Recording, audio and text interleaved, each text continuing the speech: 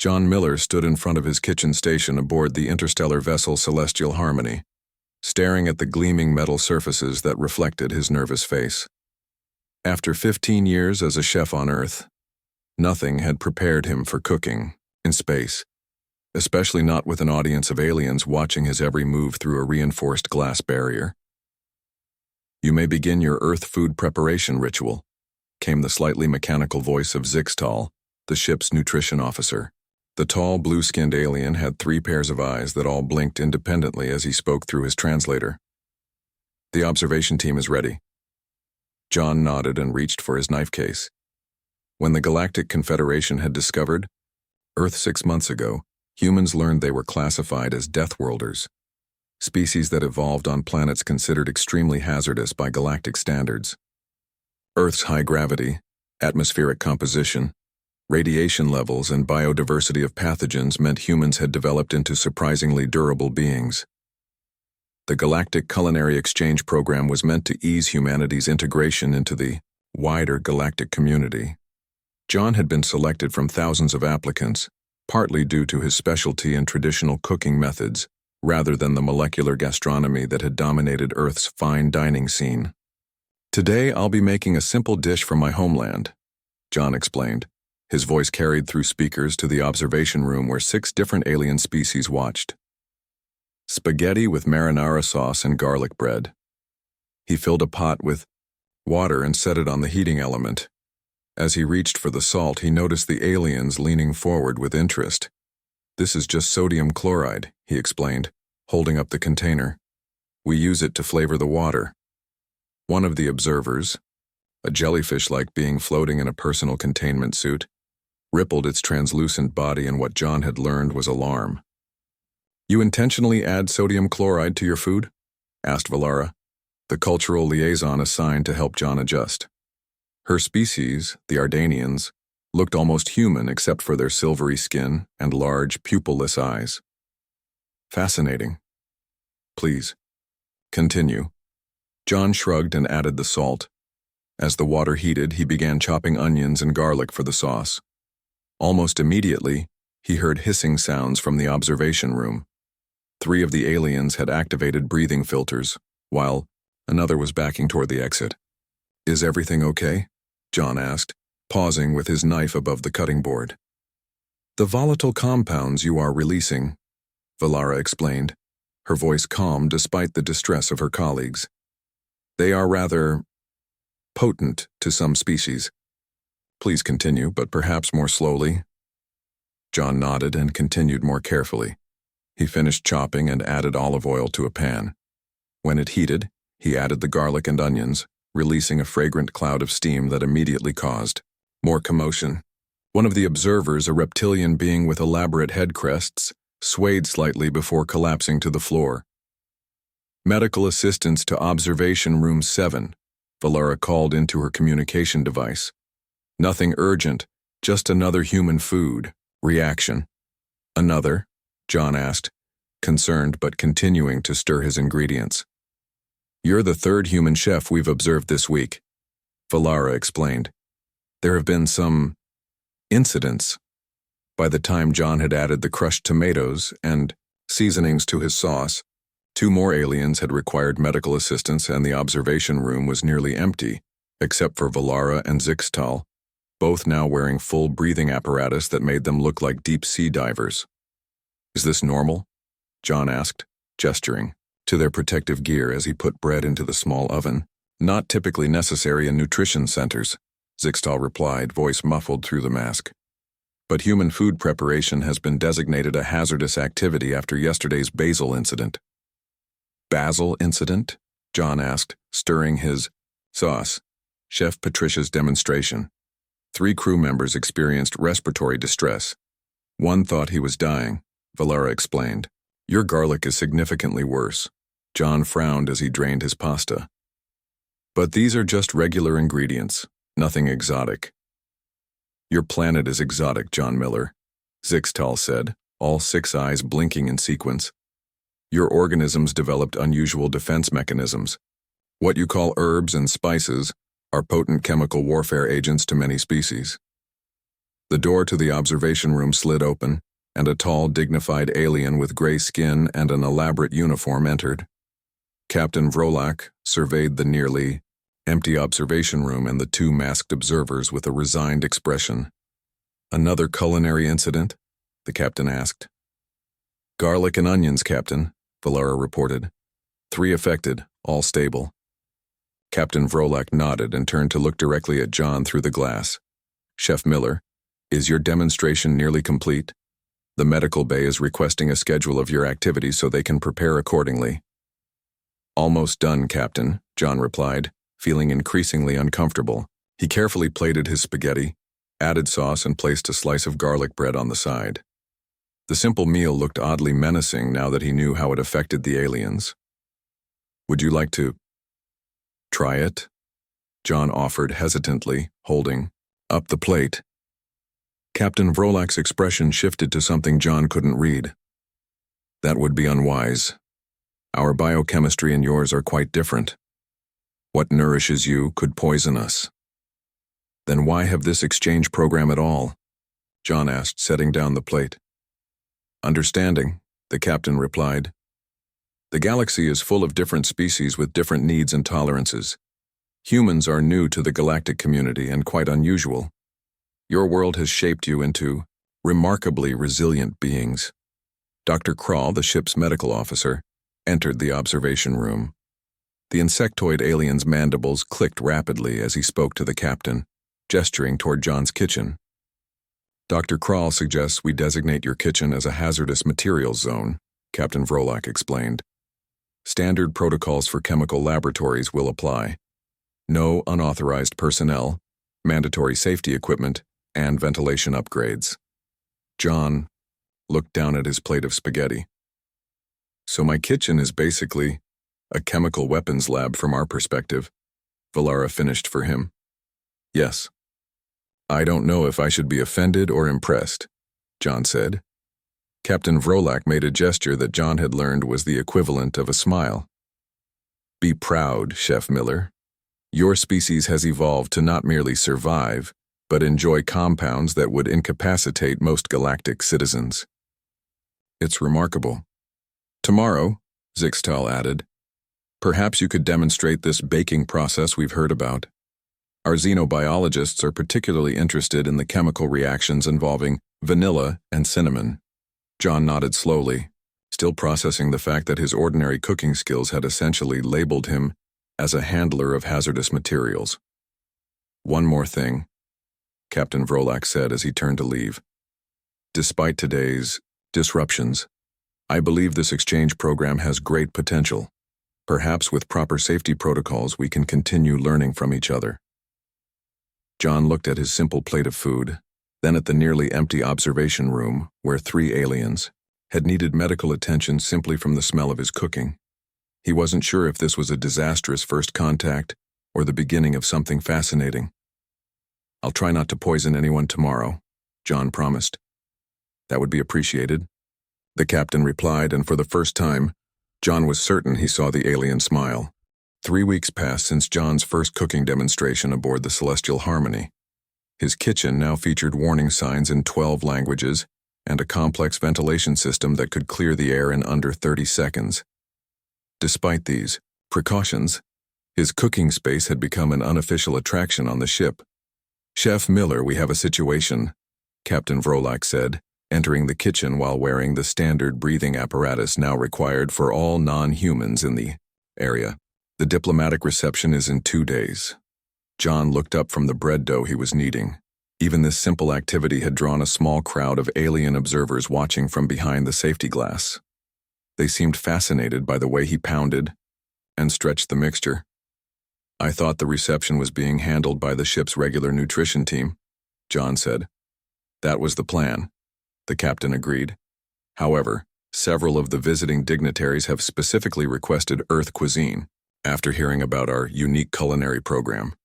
John wiped flour from his hands. "Is that safe? So far no one except Valara has even tried to taste anything I've made, and even she needed medical clearance first." Captain Vrolak's breathing apparatus hissed softly as he sighed. "The Galactic Council believes this cultural exchange could Improve relations with Earth. They've suggested you prepare the mildest human foods possible. The blandest things I can make? John asked. Precisely, the captain confirmed. Foods with minimal chemical agents, as our science team calls your spices. John nodded thoughtfully. I can work with that.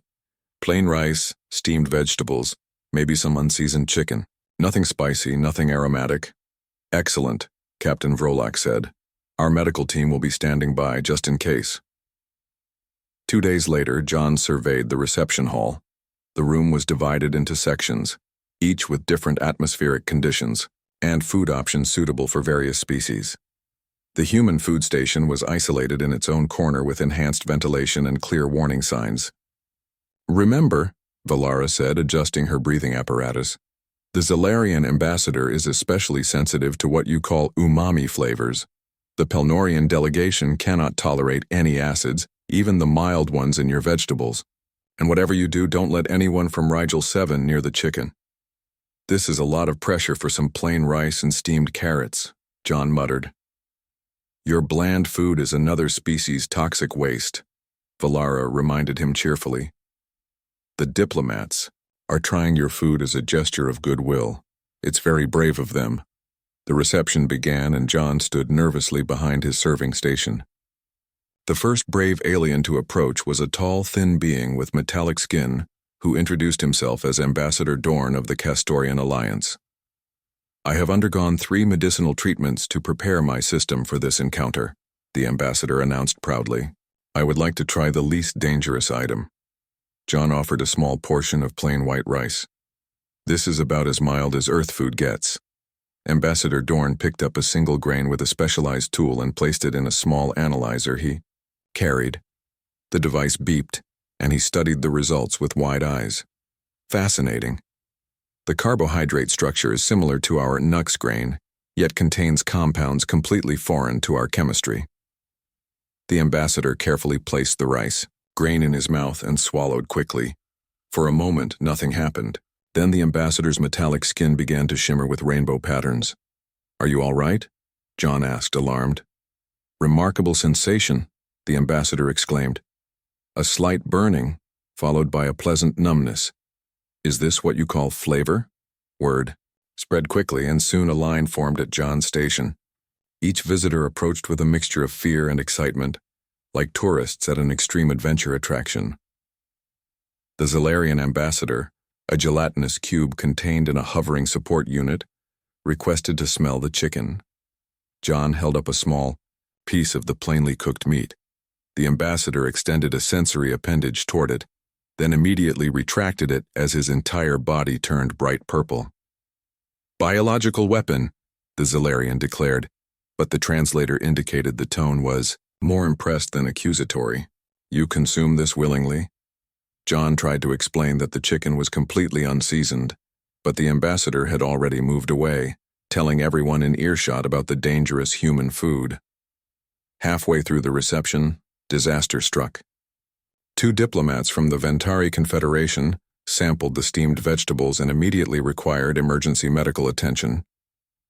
Dr. Kral rushed them from the room as Captain Vrolak hurried over to John's station. What happened? The captain demanded. Those were supposed to be safe. They were just plain steamed carrots, John protested. No salt, no pepper, nothing added at all. Dr. Kral returned while working on his medical tablet. The carotenoid compounds, he explained.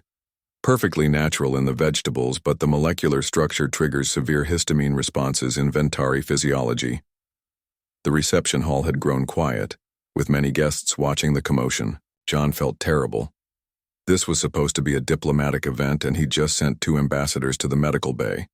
To his surprise, the Galactic Council representative, an elegant being named Shalvex with 4 arms and iridescent wings, stepped forward.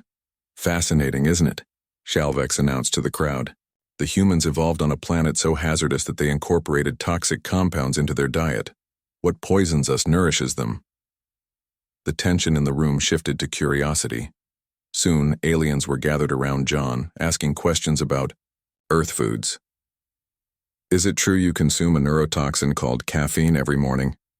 We heard humans intentionally ferment foods until they produce alcohol, then drink it for pleasure. Do you really eat capsaicin for enjoyment? Our species uses it as industrial solvent. John spent the rest of the evening explaining Earth's culinary habits to an increasingly fascinated audience. By the end of the night, his station had become the center of attention, with aliens daring each other to smell or touch various human foods. As the reception wound down, Captain Vrolak approached John again. Despite the medical incidents, I believe, this was a success, the captain said. The Galactic Council representatives are impressed by the cultural exchange. Even though my food sent 2 people to the medical bay? John asked. 3 people, Dr. Krall corrected, joining them. Ambassador Grix had a delayed reaction to the rice, nothing serious. The important thing, Valara added cheerfully, is that your kitchen has become the most popular spot on the ship. The ambassadors are calling it an extreme culinary experience. John shook his head in disbelief. So my kitchen isn't just a chemical weapons lab, it's now a tourist attraction. Indeed, Captain Vrolak agreed. And the Galactic Council has requested a full report on human biochemistry. They're particularly interested in how your species developed the ability to not only tolerate, but enjoy such a wide range of compounds. As the last guests left, John began cleaning his station. He couldn't help but smile at how differently this evening had turned out than he expected. What was ordinary food to him had become an interstellar sensation. Perhaps being a Deathworlder chef wasn't so bad after all. Chef Miller, Valara called from the doorway. The diplomatic team from Andromeda wants to know if you would consider doing a demonstration of something called baking cookies tomorrow. They've all signed medical waivers. John laughed. Tell them to bring their breathing apparatus. Things might get dangerously delicious. The alarm sounded throughout the celestial harmony, just as John was finishing a demonstration of pancake making for an enthusiastic group of alien observers. The ship jolted suddenly, sending the pancake batter flying across his kitchen. All crew to emergency stations, Captain Vrolak's voice announced over the communication system. This is not a drill. We have received a distress call from the human colony on Epsilon 9. Space pirates have been spotted in the area. John's observers scattered, rushing to their duty stations. Only Valara remained, her silver skin paler than usual. Is there anything I can do to help? John asked, wiping pancake batter from his apron. Stay in your designated safe area, Valara advised. The captain will handle this. Hours passed with John confined to his quarters near the kitchen. Finally, his communication panel lit up with a message from Captain Vrolak, requesting his presence on the bridge. This was unusual enough that John hurried through the ship's corridors, noticing the tense expressions on the crew members he passed. The bridge was a hub of activity. Large screens showed a smaller vessel approaching the celestial harmony. Captain Vrolak stood in the center, conferring with his officers. Chef Miller, the captain said when he noticed John. Thank you for coming. What's happening? John asked.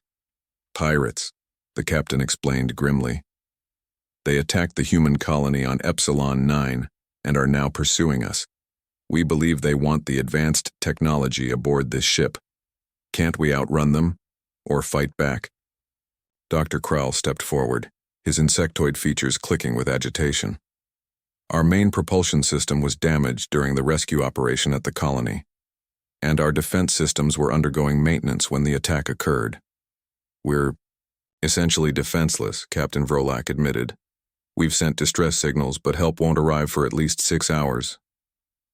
Why did you call me here? John asked, confused about how a chef could help in this situation. The captain and Dr. Krall exchanged looks. We have been discussing unconventional defense options, the captain said carefully. Dr. Krall mentioned your kitchen contains compounds that are hazardous to most non-human species. John's eyes widened as he understood. You want to use my spices as weapons? Not weapons, Dr. Krall clarified, non-lethal deterrents. If we can create a defensive barrier using compounds that incapacitate the pirates without causing permanent harm, we can protect the ship until help arrives. John thought about his kitchen supplies. I have black pepper, garlic powder, Onion, chili peppers, cinnamon. Would those work? According to our research on the pirate species, those compounds would cause extreme discomfort without lasting damage, Dr. Krall confirmed.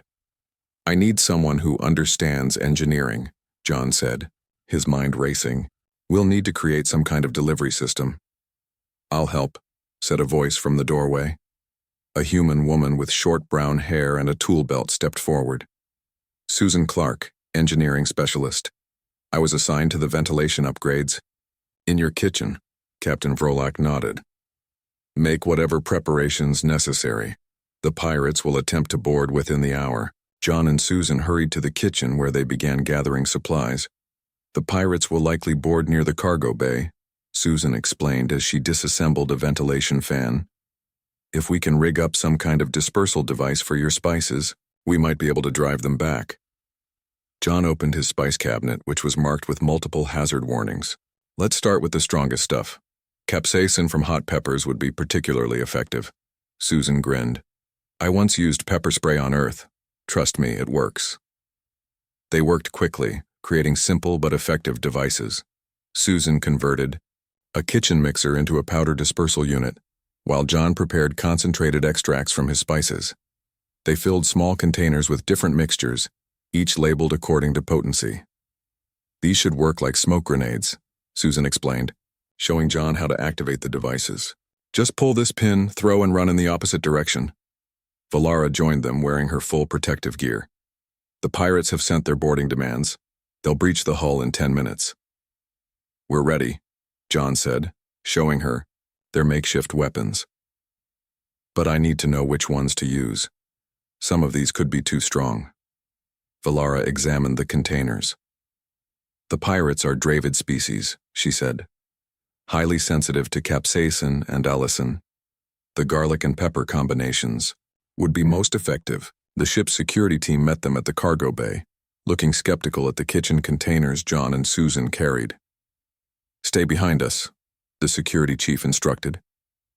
If our standard procedures fail, we'll signal you. They didn't have to wait long. A loud hissing sound came from the outer hull, followed by a metallic clang. The pirates were cutting their way in. The security team formed a defensive line, but their weapons were limited to simple stun devices due to the ship's diplomatic status.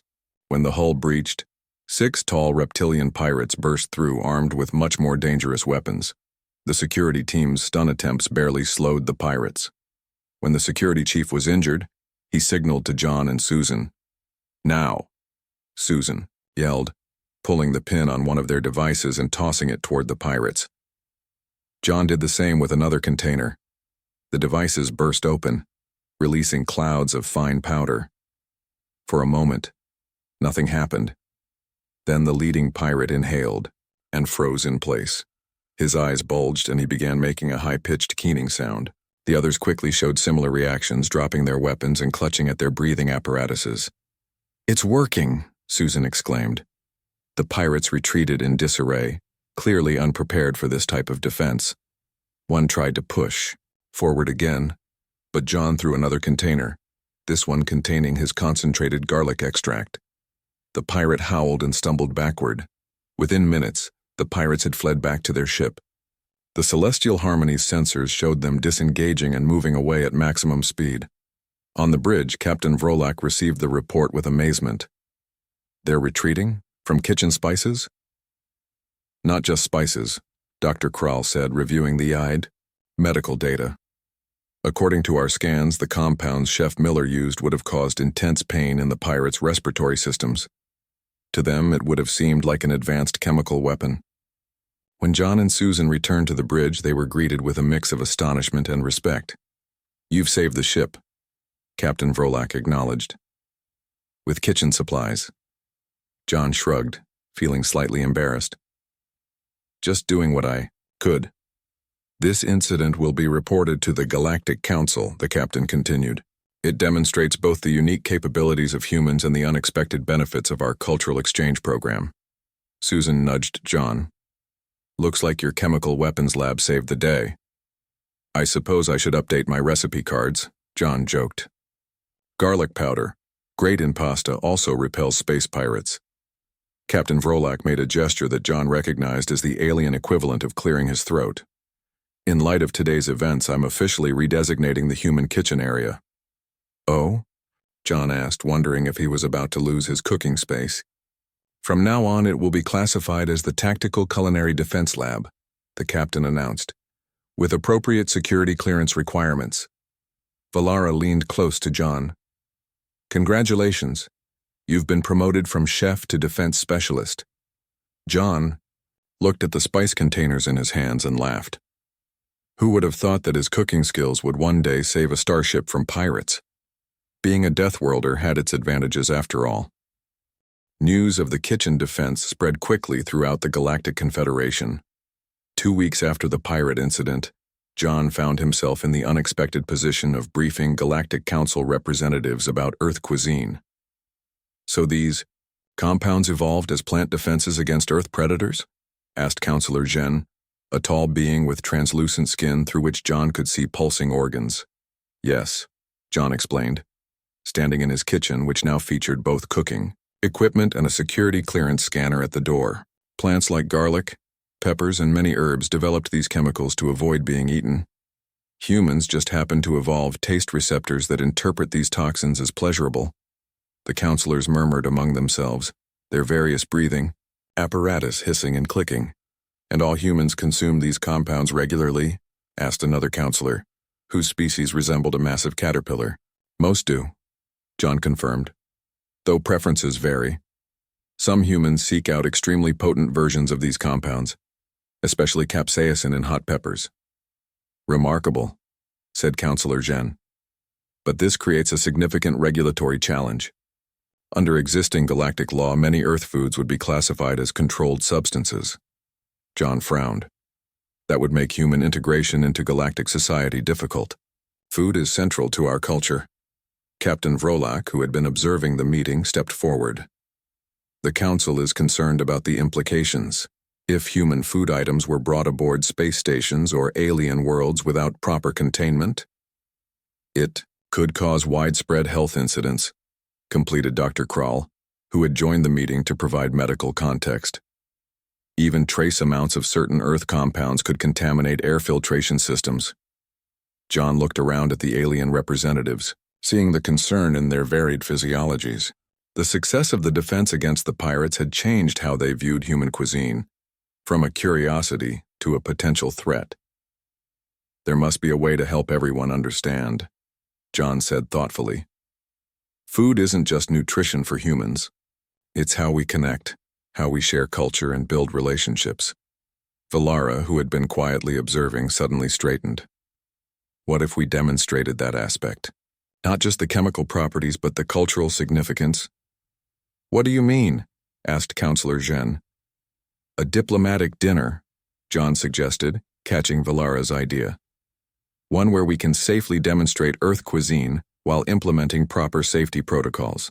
The counselors looked skeptical, but Captain Vrolak seemed intrigued. It could provide valuable insights for future human-alien interactions. I would need to develop special equipment, John continued, growing excited about the idea. Some way for other species to experience the aromas and flavors without being exposed to the harmful compounds. Dr. Krall's mandibles clicked rapidly, which John had learned indicated deep thought. It might be possible. My medical team has been studying filtration systems that could remove the most dangerous molecules while preserving the sensory experience. A bold proposal, said Counselor Zhen after conferring with the other representatives. We will consider it. In the meantime, the Council will delay any decision on classifying Earth foods as controlled substances. After the counselors departed, John, Valara, Dr. Krall, and Captain Vrolak gathered to plan the diplomatic dinner. This is our chance to show that human food can be a bridge between cultures, not a barrier, John explained. But I'll need help. The medical team will assist with developing safe tasting equipment, Dr. Krall promised. I'll handle the diplomatic arrangements, Captain Vrolak added. But the menu and presentation will be your responsibility, Chef Miller. For the next 2 weeks, John worked tirelessly with Dr. Krall's team. They developed special masks with molecular filters, that would allow aliens to smell human food without absorbing the harmful compounds. For tasting, they created a complex system that could extract flavors while neutralizing dangerous components. The day of the dinner arrived. The Celestial Harmony's main dining hall had been transformed. The table was set with both standard alien dining equipment and human dinnerware, each place featuring the specialized tasting apparatus Dr. Kral had developed. "Are you ready?" Valara asked, finding John in the kitchen where he was putting final touches on the meal. "As ready as I'll ever be," John replied, surveying his work.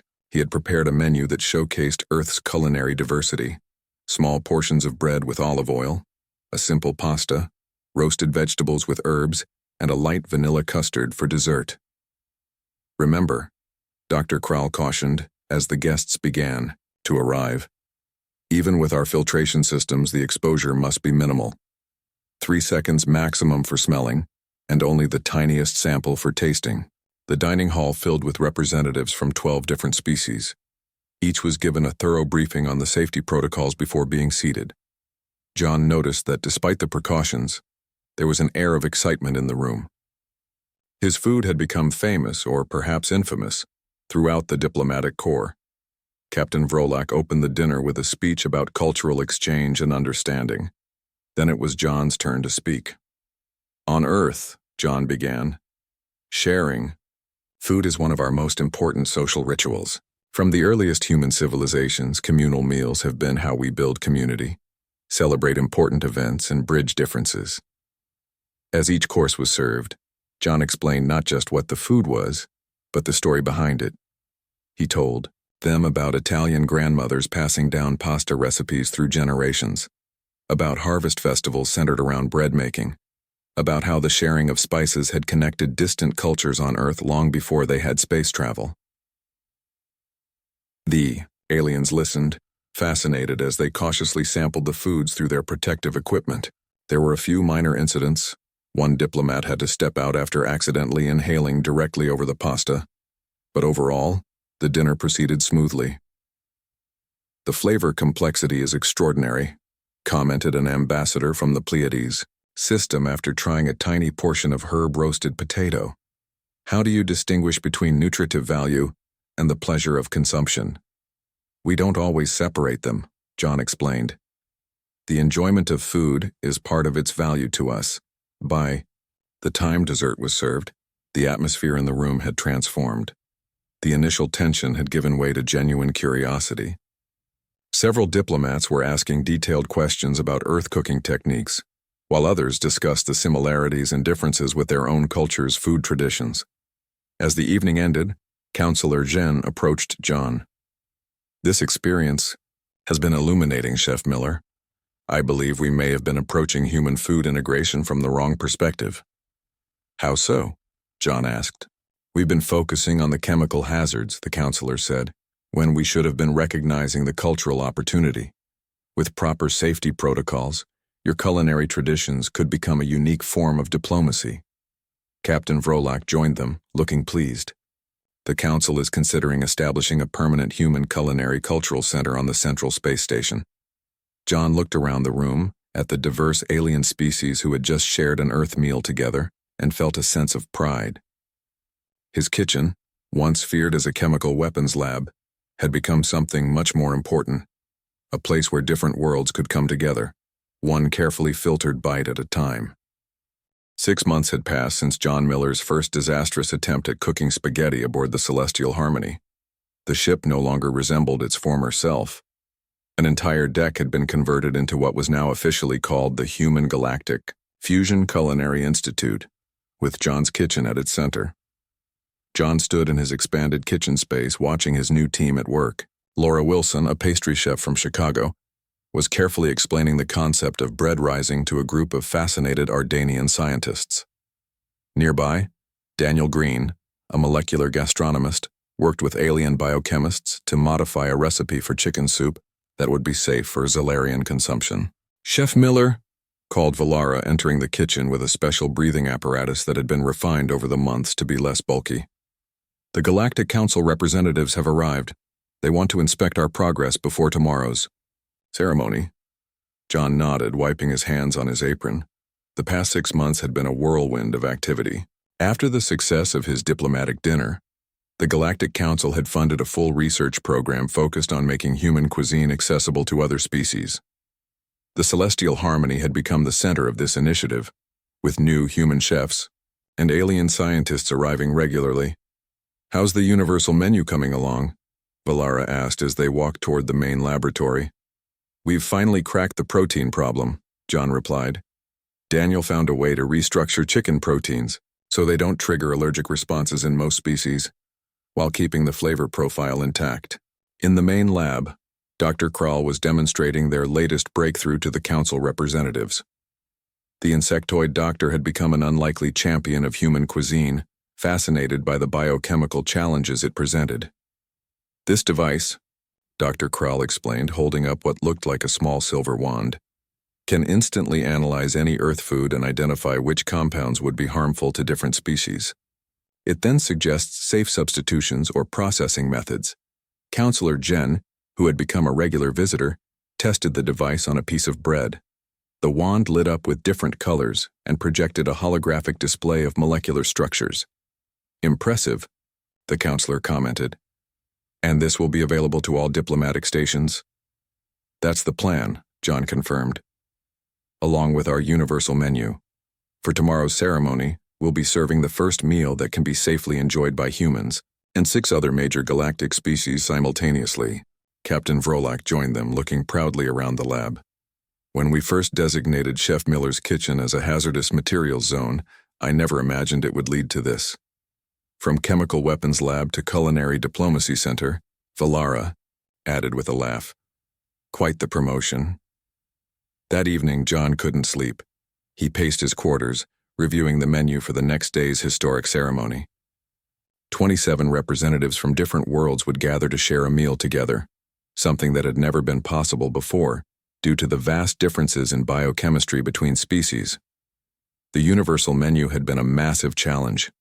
John's team had spent months developing dishes that maintained Earth flavors while being safe for alien consumption. They had created special cooking techniques, invented new equipment, and in some cases, genetically modified ingredients to remove harmful compounds while preserving taste. When morning came, John was already in the kitchen making final adjustments.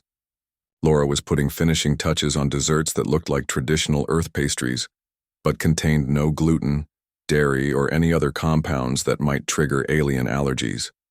Daniel was monitoring the molecular transformation of what appeared to be beef stew but was actually made from protein safe for all participating species. 2 hours until the ceremony, Valara announced, entering the kitchen with an air of excitement. "The Galactic Media Network is already here. This will be broadcast throughout the Confederation." John took a deep breath. "Let's do one final check on everything." The ceremony was held in the Celestial Harmony's Grand Hall, which had been decorated with symbols from all participating worlds. John watched from behind the scenes as Captain Vrolak welcomed the guests and explained the significance of the event. "Today marks a new chapter in interspecies relations," the captain announced. "For the first time, beings from 27 different worlds will share a meal together, experiencing flavors and culinary traditions that were once inaccessible or dangerous to them." When it was time to serve the meal, John led his team out. Each chef presented their dish, explaining how they had adapted Earth recipes to make them universally safe while preserving their cultural significance. John presented the main course, himself, a modified version of his mother's beef stew recipe that had been his comfort food growing up. "On Earth, we have a saying that food brings people together," he explained to the assembled dignitaries. "Today, we're extending that tradition beyond our world, creating connections that cross the barriers of different biologies." As the meal progressed, John watched with pride as aliens and humans ate together. There were no medical emergencies, no diplomatic incidents, just different species sharing food and conversation. After the meal, Counselor Jen took the podium. 6 months ago, the Galactic Council was considering classifying Earth foods as controlled substances due to their potential hazards. Today, we are officially recognizing culinary exchange as a vital component of interspecies diplomacy. The counselor gestured for John to join them. Chef John Miller's kitchen was once labeled a chemical weapons lab, Today we are designating it as the first Galactic Culinary Embassy, with Chef Miller as Earth's first culinary ambassador. John stepped forward, overwhelmed by the moment. When he had signed up for the Galactic Culinary Exchange Program, he never imagined it would lead to this. "Thank you," he said simply. "Food has always been how humans connect with each other. I'm honored that it's now helping us connect with the galaxy." Later that evening, after the ceremony had ended and the kitchen was quiet, John sat with Valara, Captain Vrolak, and Dr. Kral, sharing a cup of modified tea that all of them could safely drink. "I've been thinking about that first day," John said, "when 3 aliens fainted just from the smell of garlic. And now we have Zilarians voluntarily trying modified Earth spices," Dr. Kral added, his mandibles clicking with amusement. "It's remarkable how something that divides can become something that unites," Captain Vrolak observed. "Your Deathworld kitchen, once feared for its dangers, has become a place of connection." John smiled, looking around at what his small kitchen had become. "I suppose that's the beauty of it. The very compounds that evolved as defenses, as weapons in a sense, turned out to be the key to bringing different worlds together." Valara raised her cup in a toast to the chemical weapons lab that became a bridge between worlds as they clinked their cups together. John thought about how far they had come. His dangerous Deathworlder's kitchen had transformed into something he never could have imagined, a place where the galaxy came together, one carefully modified meal at a time.